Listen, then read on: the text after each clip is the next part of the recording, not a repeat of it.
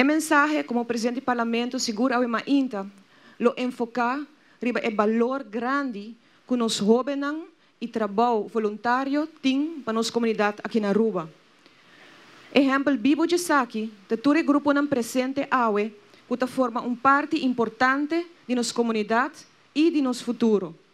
Nos jovens que têm, está sendo trabalho dentro do grupo juvenil aqui, liderar para adultos que sabe o valor de trabalho comunitário, sabe o valor de disciplina e de boa educação.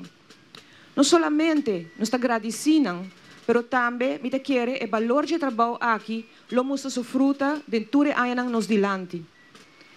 Ayer, eu estava presente, caminhando com a excelência governador, a reconhecer várias pessoas da comunidade que se trabalham a base voluntária, muito em particular na área social e educativa. Pessoas que se aqui sem receber pago a cambio, donando tempo de um mês e muito em particular sem fazer propaganda para um mês.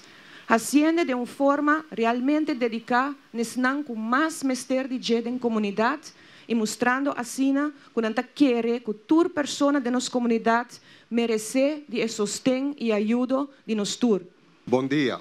Já que o protocolo acordo servir, me quero passar de viagem para o mensagem que me quero trazer. No primeiro lugar, me quero agradecer ao honorável presidente do parlamento por a bonita palavra e a mensagem de bom desejo aqui, lo me passa também para Sua Majestade Rei Willem Alexander. A celebração a começar ayer acaba. Ayer ainda trempang, banda de 8 horas, nós estamos na Yaburibari, onde grupo de jovens escolar para desfrutar de nutritivo e suculento desayuno, para depois vai praticar deporte. Essa aqui é o que nos reita para pé. Boa alimentação, gente sano e gente que está fazendo deporte. E nós seguimos o exemplo.